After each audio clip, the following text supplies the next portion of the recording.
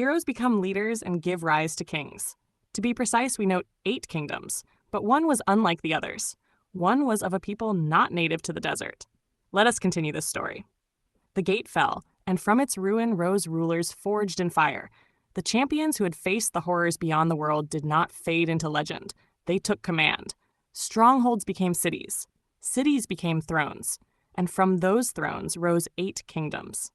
7 belonged to the desert, hardened by sand, shaped by survival. The 8th came from beyond it. They were not of the ruby sands. They did not fear it as the others did. Where the desert kings ruled with balance, this foreign kingdom ruled with ambition. Their armies trained not for survival, but for expansion. Their eyes were not on endurance, but dominion. For a time, peace held. But peace built on memory fades. Disputes ignited like sparks in dry brush. Trade routes became battlegrounds of influence. Alliances bent, then broke.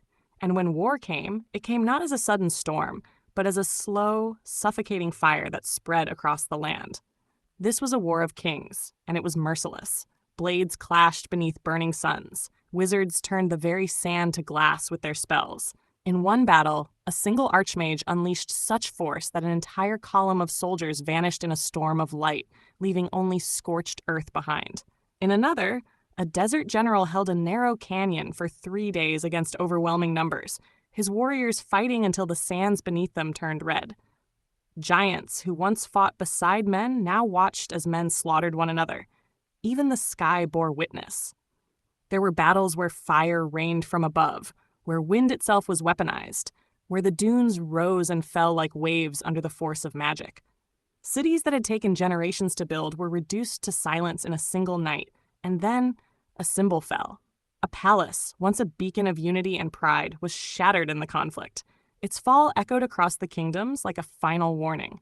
There would be no victors here, only survivors. At last, the war ended not with triumph, but with exhaustion. Armies thinned, coffers emptied. Rulers, once hailed as heroes, were forced to reckon with the cost of their ambition.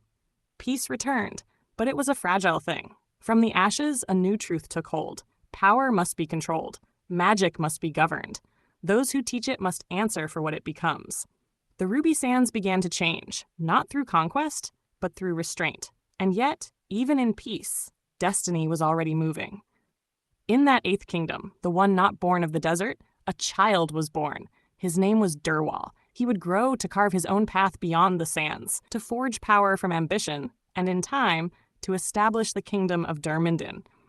And though he was only a child in this age, the shadow of what he would become had already begun to stretch across the future of the Ruby Sands.